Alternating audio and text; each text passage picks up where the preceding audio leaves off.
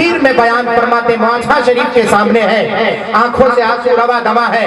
دیکھیں اس افراد کو دیکھیں اور تصورات کی دنیا میں آپ سوچیں اس حسین لمحوں کو جب اعلیٰ حضرت سرکار بارگاہ مصطفیٰ میں جیسے سیدنا امام جلال الدین سیوطی رحمت اللہ تعالیٰ کی ذات پاک ہے 70 سے زائد مرتبہ پیارے مصطفیٰ صلی اللہ علیہ وسلم کے جلوے کو ظاہری آنکھوں سے مشاہدہ فرمایا ہے، ظاہری آنکھوں سے مشاہدہ فرمایا ہے، وہی بالکل اسی صورت پر اسی ترتیب پر میرے سیدی سرکار اعلیٰ حضرت امام احمد رضا خان فاضل بریلوی رحمت و رضوان اپنی ظاہری آنکھوں سے کئی مرتبہ پیارے مصطفیٰ کے جلوے کا آپ نے دیدار کیا ہے، تربت انور پر جلوہ بار ہے۔ آپ عریضہ پیش کرتے ہیں، آخری شعر پیش کرتے ہیں، فرماتے ہیں ارے کوئی کیوں پوچھے تیری بات رضا، کوئی کیوں پوچھے تیری بات رضا، ارے تجھ سے شیدا ہزار پھرتے ہیں۔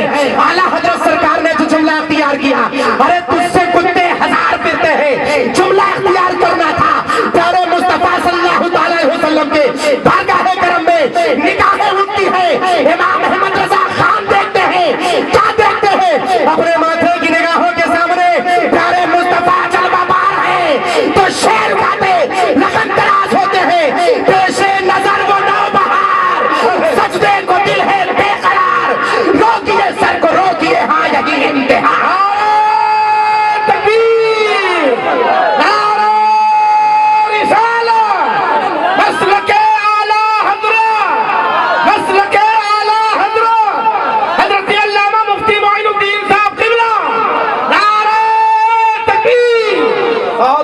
زندہ باد زندہ باد۔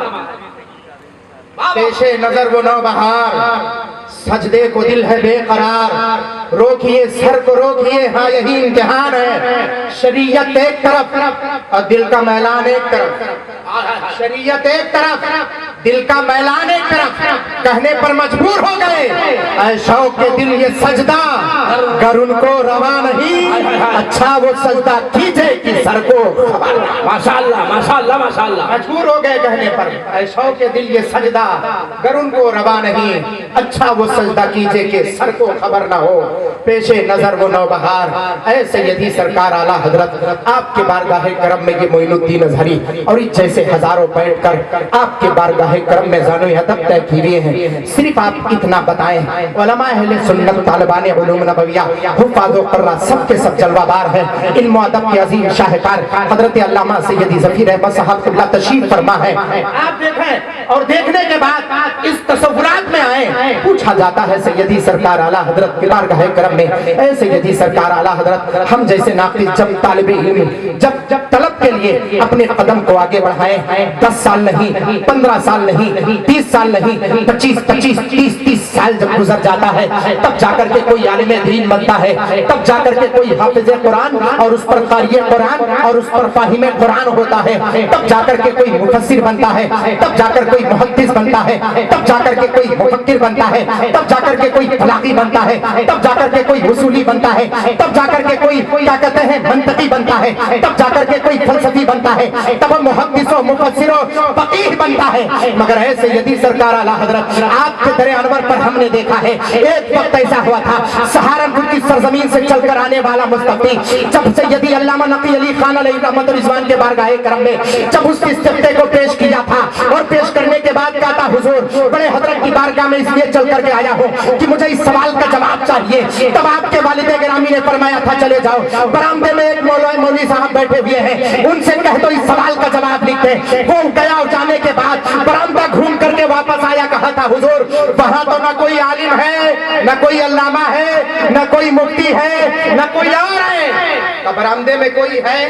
کہا ایک چھوٹا سا بچہ ہے۔ کہا عمر کیا ہوگی؟ کہا وہی بس 13 سال 13.5 سال 13 سال اور کتنے 13 سال 10 مہینے 4 دن اتنی عمر، یعنی پونے 14 سال کا اتنی عمر تھی۔ اے سیدی سرکار اعلیٰ حضرت وہ مفہوم آپ نے ہزاروں مرتبہ سنا ہوگا۔ کہا جاؤ اسی بچے کو دے دو یہ استفتاء وہ لکھے۔ کہا حضور وہاں سے چل کر کے آیا ہوں سہارنپور سے، بڑے بڑے علماء وہاں بھی موجود، بڑے بڑے فضلہ وہاں بھی موجود ہیں، میں بریلی چلا آیا ہوں، روہیل کھنڈ میں پہنچا ہوں، تب اس وقت اس کو روہیل کھنڈ کہا ہے، روہیل کھنڈ میں پہنچا ہوں۔ آپ حضور کچھ تو فرمائیں، کچھ تو جواب دیں، آپ کے بارگاہ بڑے حضرت کی بارگاہ میں آپ ایک بچے کے پاس گئے، کہا لے کر کے جاؤ، اس سے جواب لے کر آؤ تو ذرا صحیح، شاید اس کو پتا رہا ہو کہ باپ بیٹے کا رشتہ ہو، شاید اسے پتا ہو کہ پونے 14 سال کی عمر میں کوئی علم کا عظیم شاہکار بیٹا ہے۔ گئے، جانے کے بعد ظاہر سی بات ہے بڑے حضرت کا حکم تھا، کہا آپ اس کا جواب لکھ دیجئے۔ سب بڑی متانت و سنجیدگی کے ساتھ، وہ ننھا سا بچہ ہے، وہ پونے 14 سال کا بچہ ہے، سوال کو پڑھتا ہے، پڑھنے کے بعد اس میں لکھا ہوا تھا حضور، سوال یہ تھا کہ اگر کوئی بچہ مدت رضاعت میں، یہ شرط ہے، مدت رضاعت شرط ہے، ایام رضاعت شرط ہے، ورنہ پھر رضاعت ثابت ہی نہیں ہوگی۔ مدت رضاعت میں اگر کوئی بچہ کسی ماں کے پستان سے دودھ پی لے تو رضاعت ثابت ہو جاتی ہے، اس کے جوف تک دودھ پہنچ جائے، پیٹ تک پہنچ جائے، رضاعت ثابت ہے۔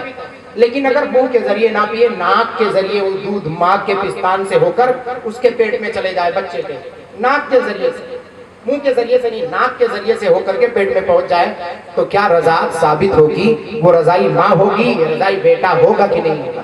یہ ٹف سوال تھا۔ اس کے جزئیات، اس وقت اس کی تفریعات شاید علماء کے بارگاہ میں موجود رہے ہوں، تبھی تو سہارنپور سے چل کر کے استفتاء آیا تھا بریلی شریف میں، ورنہ اگر وہاں کسی عالم کو جواب مل جاتا تو بریلی شریف آنے کی ضرورت نہ تھی۔ چل کر کے آئے تھے اس لیے کہ بڑے بڑے علماء اس سوال پر ساکت و جامد تھے، تب چل کر کے آئے تھے۔ اس وقت سیدی سرکار اعلیٰ حضرت نے جواب کو مفصل لکھا تھا اور دلائل و براہین سے مزین کر کے آپ نے کہا تھا بڑے حضرت کو جا کر کے دکھا دینا۔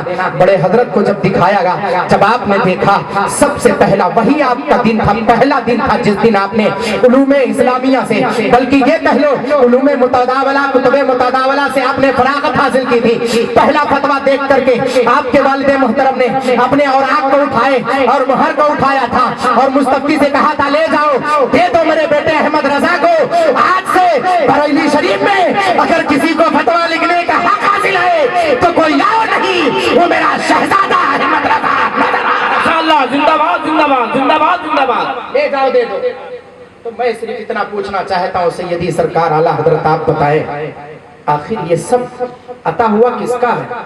کس کا عطا کا؟ ظاہر سی بات ہے ہم بھی طالب علم ہیں، ہم نے بھی وہ زمانہ گزارا ہے، ادھر علماء اہل سنت تشریف فرما ہے، سب اسی مرحلے سے گزرے ہیں۔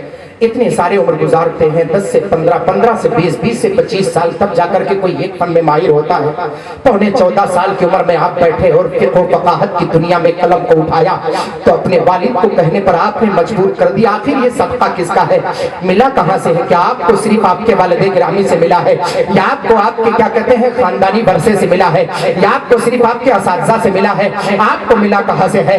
تب سیدی سرکار اعلیٰ حضرت اب یہی دیکھیں امام احمد رضا اور سادات کرام کی اس نسبت کو دیکھیں آپ تو آپ کو سمجھ آئے گا کہ بارگاہ سیدی ضیاء الاولیاء میں آپ کیسے تشریف فرما ہے، کیسے یہاں پر شریک سعادت ہے۔ بارگاہ تاج الاصفیہ میں اور ضیاء الاصفیہ میں کس حیثیت سے اور اس خانوادے کی کتنے یہاں پر ستارے چمک رہے ہیں، کتنے پھول اس چمنستان کے مہک رہے ہیں۔ سب کے ماتھوں اپنے ماتھوں کی نگاہوں سے سب کی زیارت کریں اور زیارت کرنے کے بعد معین الدین ازہری کو آپ جواب دیں اور مجھے بتائیں کہ سیدی سرکار اعلیٰ حضرت کو اللہ تبارک و تعالیٰ نے اتنے سارے علوم و فنون سے نوازا کیسے ہے؟ اے سیدی سرکار اعلیٰ حضرت، آج میرا مطالبہ حضور سیدی ظفیر احمد صاحب قبلہ سے نہیں ہے کہ حضور آپ بتائیں حضور سیدی سرکار اعلیٰ حضرت کو اتنے علوم و فنون ملے تو ملے کہاں سے؟ میرا مطالبہ علامہ اسرار صاحب قبلہ فیضی سے نہیں ہے کہ آپ بتائیں اتنے سارے علوم اعلیٰ حضرت سرکار کو ملے تو ملے کہاں سے؟ آج میرا مطالبہ حضور حضرت علامہ شعیب احمد صاحب قبلہ سے نہیں ہے کہ آپ بتائیں اعلیٰ حضرت سرکار کو اتنے سارے علوم و فنون ملے تو ملے کہاں سے؟ آج نہ تو اسٹیج پر بیٹھے ہوئے علماء سے میرا سوال ہے، نہ تو مصباحی صاحب قبلہ سے سوال ہے، نہ تو آپ سے سوال ہے، کسی اور سے نہیں، ڈائریکٹ سیدی سرکار اعلیٰ حضرت کے بارگاہ کرم میں ثانیت طے کرتے ہیں۔ اے سیدی سرکار اعلیٰ حضرت آپ ارشاد فرمائے آخر یہ ملا تو آپ کو کہاں سے ملا؟ تو بریلی کی سرزمین پر بیٹھ کر آپ ارشاد فرماتے ہیں ارے احمد رضا کو اپنے اساتذہ سے جو کچھ ملا وہ ملا، لیکن حقیقت میں مجھے نبی اور آل نبی کا صدقہ مل گیا ہے۔ پوچھا دلیل کیا ہے؟ جواب دیتے ہیں اے رضا یہ احمد نوری کا فیض نور ہے، ہو گئی میری غزل پڑھ کر قصیدہ نور۔ ہائے ہائے ہائے، زندہ باد زندہ باد زندہ باد زندہ باد۔ اے رضا یہ احمد نوری کا فیض نور ہے۔ فیض نور ہے، ہو گئی میری غزل بڑھ کر قصیدہ نور کا، یہ ارشاد فرماتے ہیں آپ۔ اس کے بعد دیکھیں جب آپ کے والد محترم لے کر کے گئے تھے کہاں؟ مارارہ مقدسہ، خاتم الاکابر حضور سیدی آل رسول ماراری علیہ رحمت رضوان، جب دیکھا کھڑے ہوئے استقبال کیا، اور آپ کا یہ وطیرہ تھا جب بھی آپ جاتے مارارہ شریف تو اسٹیشن سے آپ جوتے پہن کر کے نہیں، چپل پہن کر کے نہیں، پیدل جاتے تھے۔ یہی حال وہاں پہ اور یہ حال بلگرام شریف کی سرزمین پر۔ حضور سیدی سرکار اعلیٰ حضرت سادات کرام کے بارگاہ میں جاتے تھے تو جوتے اور چپل کو اتار کر کے جاتے تھے ان کے بارگاہ۔ یہ ادب تھا میرے سیدی سرکار اعلیٰ حضرت۔ دیکھیں تو ذرا صحیح، پہنچنے کے بعد جیسے ہی دیکھا، دیکھنے کے بعد کہا میاں ہم تو انتظار کر رہے تھے، بڑے دنوں سے اس چیز کا انتظار تھا۔ فوراً حلقہ ارادت میں داخل کیا، اور داخل کرنے کے بعد جتنے سلسلے کی اجازت و خلافت آپ کے پاس تھی اسی مجلس میں حضور اعلیٰ حضرت سرکار کو دینا۔ حضور سیدی آل رسول مارروی علیہ رحمت رضوان کے بارگاہ کرم سے یہ جملہ میں پیش کر رہا ہوں۔ آپ نے سارے اجازت و خلافت، بیٹھے علماء ان سے پوچھیں، جتنے لوگ بیٹھے ہوئے تھے اس میں سے کچھ ایسے تھے جو زمانے سے چاہ رہے تھے کہ کسی ایک سلسلے کی حضرت سے خلافت مل جائے، ارادت میں آپ کے حلقہ ارادت میں داخل ہو جائیں۔ پہلے ارادت اتنا آسان نہیں تھا جتنا آج آسان ہے۔ پہلے مرید اپنے شیخ کے بارگاہ میں، اپنے پیر کے بارگاہ میں سالوں سال حاضری دیا کرتے تھے، تب جا کر کہیں حلقہ ارادت میں انہیں مرید بنایا جاتا تھا۔ آج پیر صاحب خود مرید کو ڈھونڈتے پھر رہے ہیں۔ یہ زمانہ آ گیا، اللہ مدد صاحب، ہاں یہ زمانہ آ گیا۔ فرق کریں آپ، دیکھیں امتزاج ایسا زمانہ آ گیا، ایسا دور آ گیا، آپ کو فرق کرنا پڑے گا، اور آپ فرق نہیں کریں گے تو یقیناً وادی ظلمات میں آپ جائیں گے، وادی حدید میں آپ جائیں گے۔ فرق کریں، آپ کے لیے مقتدا بن کون سکتا ہے، آپ کے لیے آپ کا رہنما بن کون سکتا ہے؟ یقیناً ممبر پاک پر بیٹھ کر خانقاہ حضور سیدی ضیاء الاصفیاء تاج الاولیاء کے بارگاہ کرم کے سامنے کھڑے ہو کر معین الدین اظہری یہ آپ کو جملہ دے رہا ہے، یقیناً اسی کے ہاتھ میں اپنے ہاتھ کو دینا جو ہاتھ مسلک اعلیٰ حضرت کے فیض سے مستمر ہو۔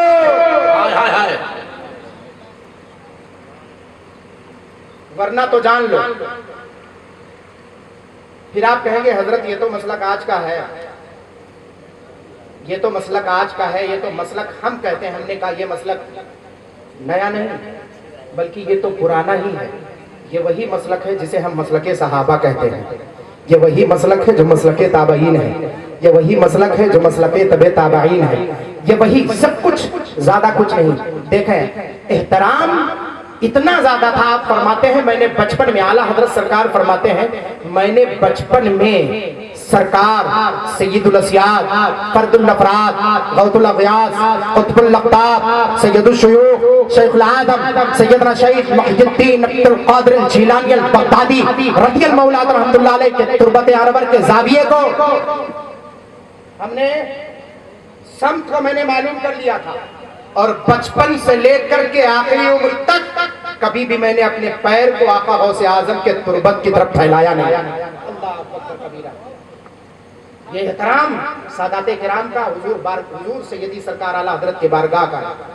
فرماتے آخری دم تک بچپن سے لے کر کے کشف اللہ عن سمت القبلہ میں اعلیٰ حضرت سرکار وضاحت فرماتے ہوئے اس طرح سے، اور اس کے علاوہ دوسری کتابیں جو اعلیٰ حضرت سرکار کی اگر اس پر ہم بحث کریں گے تو میرا وقت بہت زیادہ، ویسے بھی میرا وقت زیادہ اور بالکل قریب ہوتے جا رہا ہے۔ وقت ہو گیا، معذرت چاہتا ہوں، تو میں معذرت چاہتا ہوں، ورنہ کہ یہ ہوگا کہ لمحوں نے خطا کی تھی، صدیوں نے سزا جھیلی، اور یہ میں برداشت نہیں کر پاؤں گا۔ میں معذرت چاہتا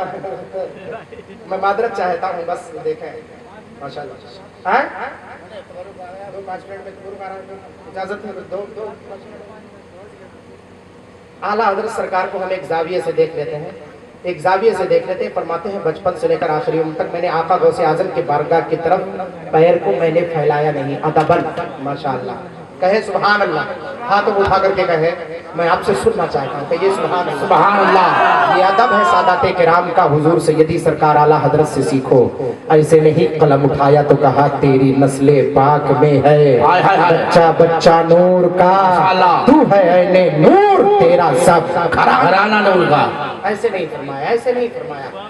پھر فرماتے ہیں دعا کرتے ہوئے دو جہاں میں خادم آلِ رسول اللہ کا حضرت آلِ رسول مقتدیٰ کے واسطے یہ کیوں فرما رہے ہیں؟ دیکھیں تو آپ اعلیٰ حضرت سرکار کی بارگاہ کرم سے ایک صرف سوال اور جواب حضرت میں پیش کر دے رہا ہوں۔ کتنے بڑے اعلیٰ حضرت سرکار، اعلیٰ حضرت تھے کیسے؟ ہم اعلیٰ حضرت کہتے ہیں، بہت سارے لوگ اعتراض کرتے ہیں سارے حضرت کو صرف حضرت اور بریلی کے احمد رضا کو اعلیٰ حضرت کیوں؟ ہم نے کہا آپ کے سالوں سال پہلے علامہ شامی رحمت اللہ علیہ کی فقاہت پوری دنیا میں مشہور تھی۔ علماء حنفیت میں جن کا ایک اہم مقام جسے علامہ ابن عابدین شامی رحمت اللہ علیہ کہتے ہیں، جنہوں نے حاشیہ لکھا کس پر؟ در مختار پر، جن کے حاشیہ کا نام رد المختار ہے، رد المختار علی در المختار، اور در مختار شرح تنویر الابصار کی۔ اب اس کے بعد اعلیٰ حضرت سرکار اسی امام شامی رحمت اللہ علیہ حاشیے پر حاشیہ بیان فرماتے جد الممتار۔ جد الممتار سے صرف ایک مسئلہ میں بیان کر دوں، اس کے بعد میں گفتگو ختم کروں، سمجھ میں آ جائے اعلیٰ حضرت کو اعلیٰ حضرت کیسے کہتے ہیں۔ بات آئی جب قرآن پاک کی تو حدیث پاک بیان فرماتے علامہ شامی رحمت اللہ علیہ، القرآن وحب اللہ تبارک و تعالی من السماء والارض وما فیہن۔ قرآن پاک اللہ کے نزدیک زمین و آسمان اور جو کچھ زمین و آسمان کے مابین ہے اس سے بھی زیادہ اللہ کے نزدیک محبوب ہے۔ تو اس سے پتا چلا، نتیجہ خاص کر کے علامہ شامی بیان فرمائے، اس سے پتا چلا قرآن میرے مصطفیٰ صلی اللہ علیہ وسلم سے بھی افضل ہے۔ پھر فرمایا تو علماء کے ایک بحث ہے، علماء کرام کے مابین ایک متفقہ فیصلہ ایک بحث ہے کہ قرآن افضل ہے میرے پیارے مصطفیٰ صلی اللہ علیہ وسلم، چونکہ ولادت کا مہینہ ہے، یہی ایک نقطہ آپ سمجھ لیں اور سمجھنے کے بعد میں گفتگو ختم کروں۔ قرآن افضل ہے یا میرے پیارے مصطفیٰ صلی اللہ علیہ وسلم افضل ہے؟ جد الممتار کے آئینے میں آپ کو بتا رہا ہوں، قرآن افضل ہے یا پیارے مصطفیٰ؟ فرمایا علینا ان نتوقف علی هذه المسئلہ، ہم پر ضروری ہے کہ اس مسئلے پر ہم توقف اختیار کریں، آگے نہیں۔ ہم یہ بھی نہیں کہہ سکتے کہ قرآن پیارے مصطفیٰ سے افضل ہے، اور یہ بھی نہیں کہہ سکتے کہ پیارے مصطفیٰ قرآن سے افضل ہے۔ ایک طرف اللہ کا کلام اور ایک طرف پیارے مصطفیٰ صلی اللہ علیہ وسلم، کس کو کیا کہیں؟ ہم سکوت اختیار کرتے ہیں۔ اعلیٰ حضرت سرکار سے پہلے علامہ ابن عابدین شامی رحمت اللہ علیہ سکوت، چپ رہے، خاموش ہو گئے اس مسئلے پر۔ بات آئی جب سیدی سرکار اعلیٰ حضرت کی تو آپ نے قلم کو اٹھایا، اور قلم اٹھانے کے بعد غایت ادب کو دیکھیں، طلباء اور علماء بیٹھے ہیں بڑے ادب کے ساتھ ان کی بارگاہ میں اس جملے کو عریضہ کے طور پہ میں پیش کر رہا ہوں۔ فرماتے ہیں قد ظہر لی ببرکت خدمت کلماتکم یا سیدنا، اس مسئلے کی وضاحت، اس مسئلے کا ظہور مجھ پر کب ہوا؟ آپ لوگوں کے کلمات کی خدمت کرتے کرتے مولا نے اس مسئلے کا مجھ پر ظہور فرمایا۔ ماشاءاللہ ماشاءاللہ ماشاءاللہ، زندہ باد زندہ باد۔ آپ بھی فرما رہے ہیں اور غایت ادب دیکھیں اعلیٰ حضرت سرکار کا۔ آج ہم جیسے بچوں کو حضرت لکھنا پڑھنا آ جاتا ہے تھوڑا سا، تو اپنے بزرگوں کے شان میں قلم اٹھاتے تو دھجیاں بھی کہتے اور کہتے ہیں مجھ پر داؤ رکھ کر ہمارا 36 انچ کا سینہ ہے۔ ارے 36 انچ کے سینے کو رکھنے والے ذرا سوچو تو ذرا صحیح، جن بزرگوں کے بارگاہ میں تم قلم اٹھا رہے ہو ان کے معاصرین اب بھی موجود ہیں، ان کے معاصرین کی زبان تو ساکت و جامد ہے، تم نے قلم اٹھایا کیسے؟ تو آج کا نوجوان ہے، تو آج کا نوجوان ہے، سوچ